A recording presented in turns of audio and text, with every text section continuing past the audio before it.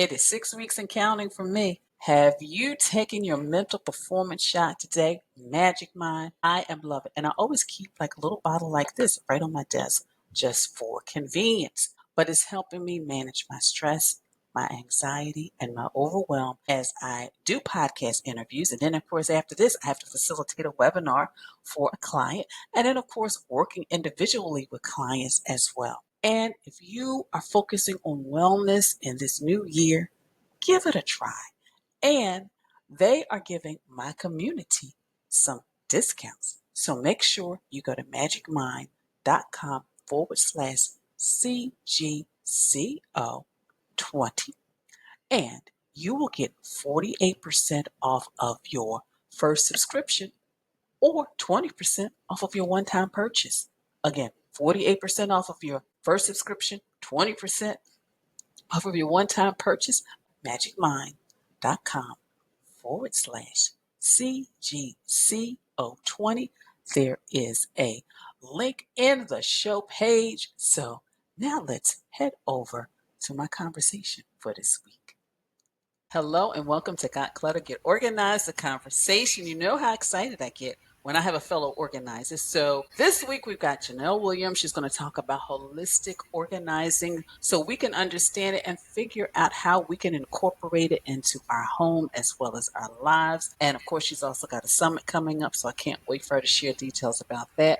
So hello, Janelle, and welcome back. Hey, Janet. Thank you for having me again. I'm so excited to share with you today. So before we get started and just some strategy and things, what is holistic organizing? And really, what made you decide to offer this to your clients? So, when I started my company years ago, one of the things that I really wanted to do was help people to live the type of lifestyle that I lived. And for me, I live a very holistic lifestyle. So that means with my finances, with my home, with my mental health, my physical health, with everything, I try to make sure that I'm living a life that is stress-free, right? And that talks about the total wellness for our home. And so that's one of the reasons why I wanted to kind of lean my home organizing towards that. But I would describe holistic organization as, wellness not only for your space, as I was talking about just now, but also for your mental and your physical health. I think when we're talking about organizing,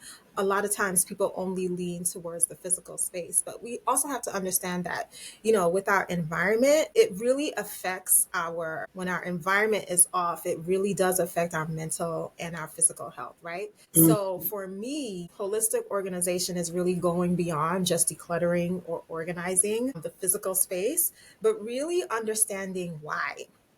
Right? Why you got into this situation in the first place and coming up with a solution for your entire well-being. Whenever I see a clutter space, I know that it's usually something deeper. We all, as organizers, know that it's usually something deeper, right? And it could be something as simple as the person just has a very high level job or a job that requires a lot of their time and energy, and they simply don't have the time and the space to do the things that they need to do in their home. Or it could be a life altering situation like death, right? Or having a baby or even moving, right? But the thing is, if we're not talking about how you got into the situation in the first place, we're simply just masking the problem and not really creating a solution. So when I think of holistic organization, it encompasses all of that. And that's interesting that you said that because you touched on a really good point. A lot of times when people see the physical stuff, it's like, okay, I got to really deal with that. But it's more underlying issues that you have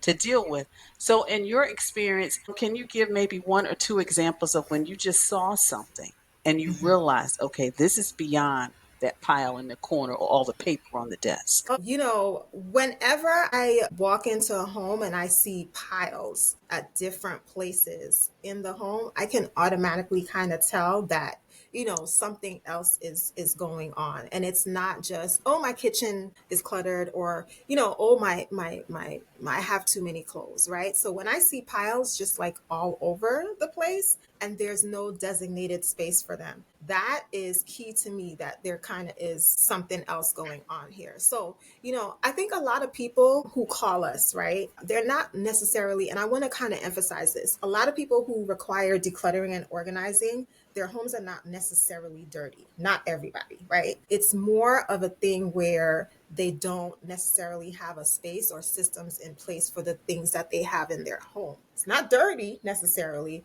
but it's cluttered, right? And so whenever I see piles all over the place and things not in a designated area, that's clearly a telltale sign for me that something else is going on. So how does somebody, when they realize, okay, you know what, Janelle is right. There are other issues that I'm dealing with. So how do they go from not only just getting organized, but really approaching it in a holistic way so that they can move beyond the clutter and whatever that underlying issue is? I think one of the biggest obstacles to that is not recognizing certain behaviors, right? Mhm. And so therefore you cannot create the sustainable systems that you need to support your home and to support your life, right? So let me give an example. For example, not having a central location for your documents. I see this over and over and over again. There are people that have, you'll go to their home and they have documents in the kitchen, documents in the office, documents in the living room, documents in the bedroom. And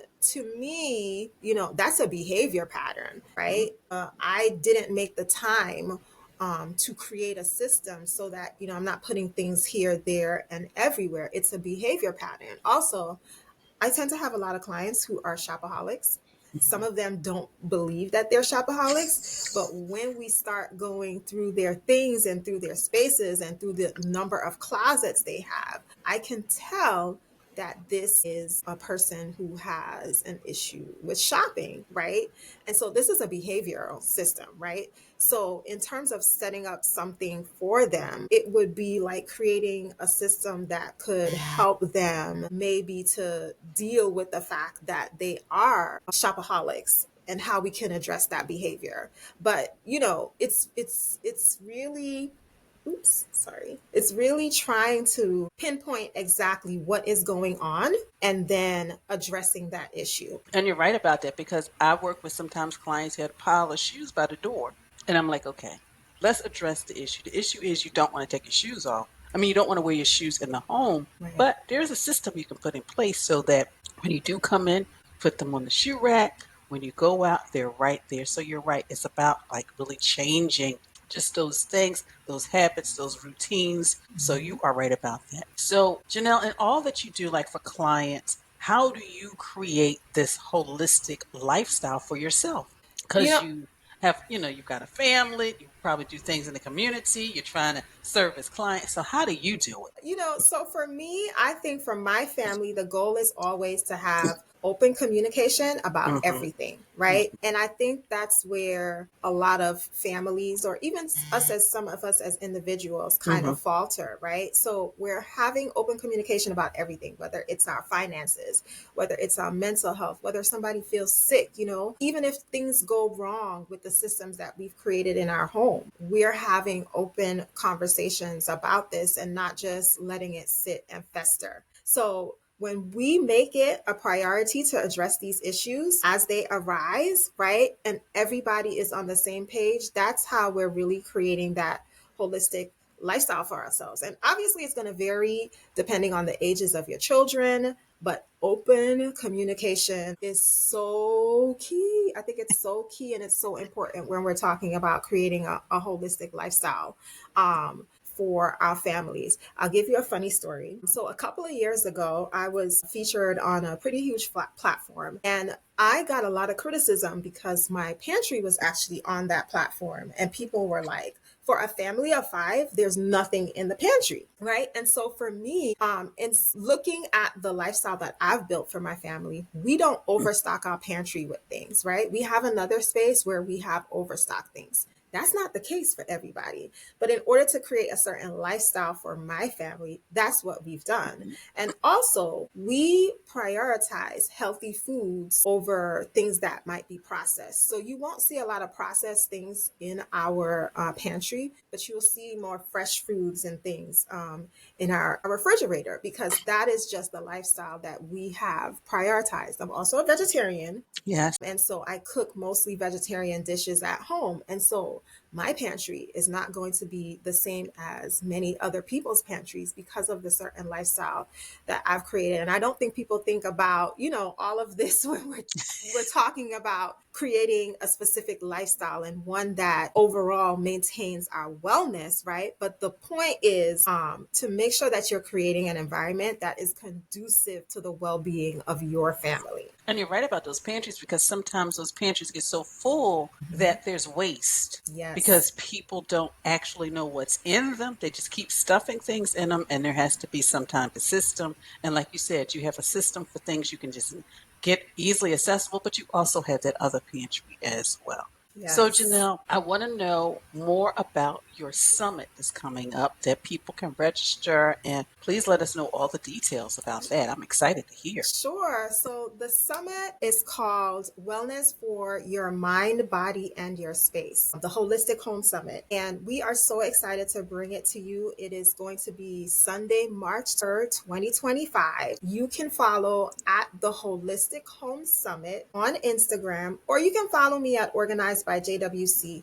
But go follow at the Holistic Home Summit, and there you will find all the information. The link to register is right there in our bio, and we would love to see you there. We're gonna have 4 different panels. One of the panels will be home. Another panel will be discussing finances, because for me, holistic living includes finances. And then we're going to have a mental health panel and then a physical health panel. So we are so excited. And of course, you heard how you can follow her. You can find all of those links in the description below. And again, this is a way that a lot of us are moving towards, because we do want to look at our entire life. Don't just look at the clutter. Why do I have the clutter?